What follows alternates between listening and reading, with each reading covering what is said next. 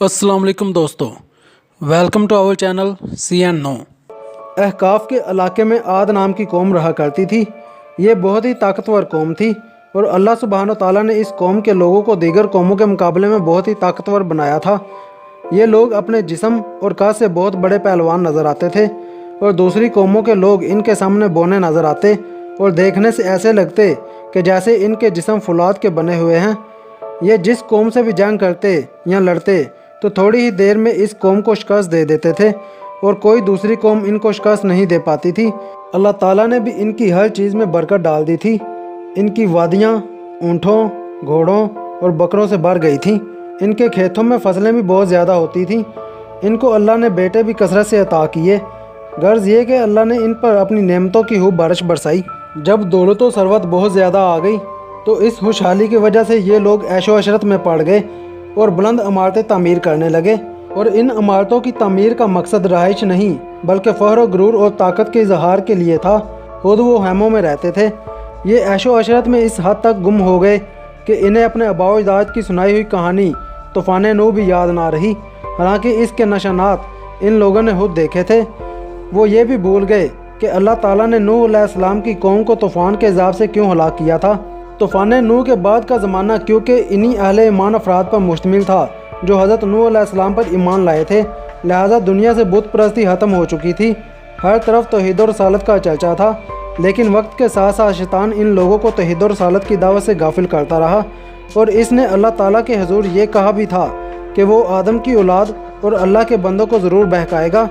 अब क्योंकि अरसा दराज से कोई पैगम्बर भी नहीं आया था और लोग तौहीद की दावत से गाफिल होने लगे, ख़ास तौर पर कौम आद तो बिल्कुल ही गाफिल हो गई। वो ये समझती थी कि वो बहुत ताकतवर हैं, दौलतमंद हैं, इसी वजह से वो जो चाहें करते फिरें, इन्हें कोई पूछने वाला नहीं है। और ये लोग शैतान के जाल में मुकम्मल तौर पर फंस गए। ये अक्ल ही को सब कुछ समझने लगे।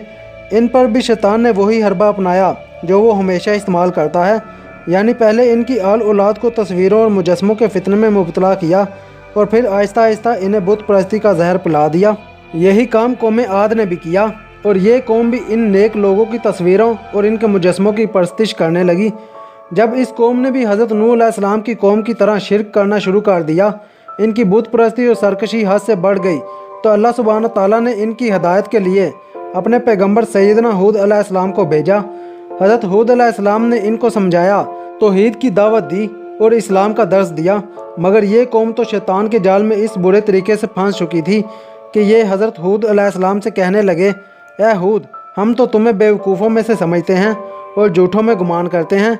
कोई ये कहता कि ए हूद, तुम तो हमारी तरह ही बशर हो। काफरों का हर दौर में अल्लाह ताला के पैगम्बरों पर यही एतराज़ होता कि तुम तो हमारी तरह ही बशर हो। इन एतराज़ात के बावजूद हज़रत हूद अलैहिस्सलाम अल्लाह ताला का पैगाम इन लोगों को पहुँचाते रहे। आप इनके पास बार बार जाते और प्यार से समझाते कि ए मेरी कौम, तुम इन बुतों की परस्तिश क्यों करते हो जिन्हें तुमने अपने हाथों से तराशा है। तुम अल्लाह ताला की इबादत क्यों नहीं करते जिसने तुम्हें पैदा किया है, तुम्हें मालो दौलत दी, औलाद की नेमत अता की, रिज़्क़ में बरकत दी। इन नेमतों का हक़ तो ये है कि तुम सिर्फ़ अल्लाह ही की इबादत करो और तुम अल्लाह को छोड़कर इन बुतों की परस्तिश में लगे हुए हो। और ये बेजान बुत ना सुनते हैं, ना बोलते हैं और ना ही जवाब देते हैं। ये तुमको नफ़ा नुकसान कैसे पहुँचा सकते हैं। कौम आद ने हज़रत हूद अलैहिस्सलाम से कहा, ए हूद, क्या हम इन खुदाओं को छोड़ दें जिनकी इबादत हमारे बाप दादा किया करते थे और हम इनकी इबादत सिर्फ तुम्हारे कहने पर छोड़ दें? ऐसा हरगज़ नहीं हो सकता और तुम्हारे पास ना कोई दलील है और ना कोई सबूत। हज़रत हूद अलैहिस्सलाम इन्हें प्यार और मोहब्बत से समझाते रहे, लेकिन उन्होंने हज़रत हूद अलैहिस्सलाम की बात नहीं मानी। हज़रत हूद अलैहिस्सलाम ने इन्हें अल्लाह के अज़ाब से डराया, बजाय इसके कि वो नादम होते, अल्लाह सुब्हानो ताला पर ईमान लाते। कहने लगे, भला हमसे भी बढ़कर कोई ताकतवर हो सकता है। हज़रत हूद अलैहिस्सलाम इन्हें तबलीग करते रहे, सिवाय चंद लोगों के कोई ईमान न लाया। बाकी पूरी कौम मुसलसल सरकशी करती रही, यहाँ तक कि अल्लाह ताला ने इन काफरों को तंबीह के तौर पर यह सज़ा दी कि 3 साल तक इन पर बारिश नहीं बरसाई, जिसकी वजह से ये लोग कहत साली में मुब्तला हो गए।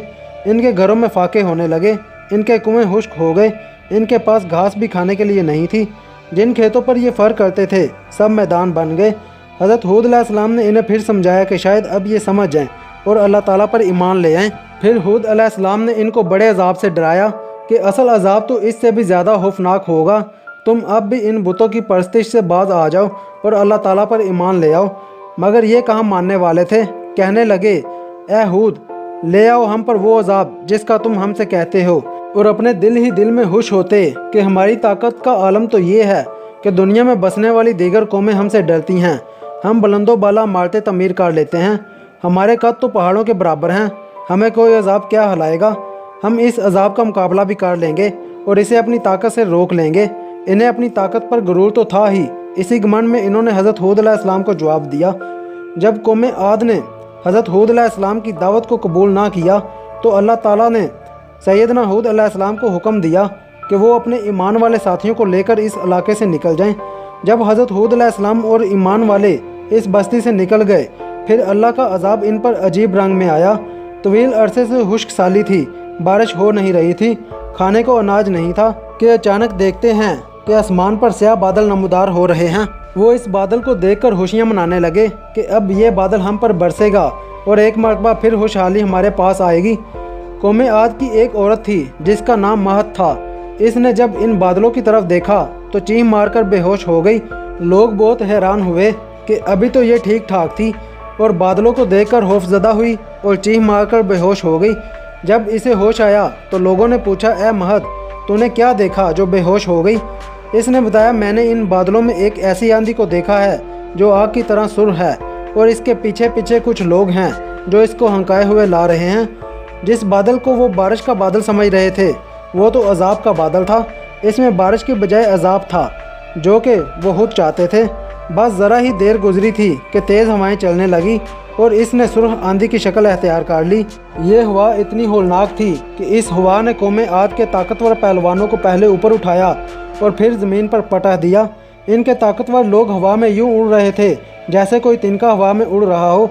इस आंधी में ज़र्रात भी थे और बिजली की कड़क जैसी होलनाक आवाज़ें भी। इस आंधी ने इनके बड़े बड़े बुलंदो बाला महलात को ज़मीन बोस कर दिया। इनके हैमे हवा में उड़ गए, इनकी हड्डियाँ टूट कर चूरा चूर हो गईं, इनका गोश्त बिखर गया और ये सब के सब मुर्दा होकर ज़मीन पर गिर पड़े। ये आंधी मुसलसल 8 दिनों तक चलती रही, यहाँ तक कि ज़मीन पर से कौम आद का निशान मिट गया और वो कौम जो अपनी ताकत पर घमंड किया करती थी अपने बुलंदो बाला महलात पर उतराती थी, खजूर के खोखले तने की तरह ज़मीन पर पड़ी हुई थी। अगर आपको हमारी वीडियो अच्छी लगी तो लाइक करें, बहुत अच्छी लगी तो सब्सक्राइब करें। शुक्रिया।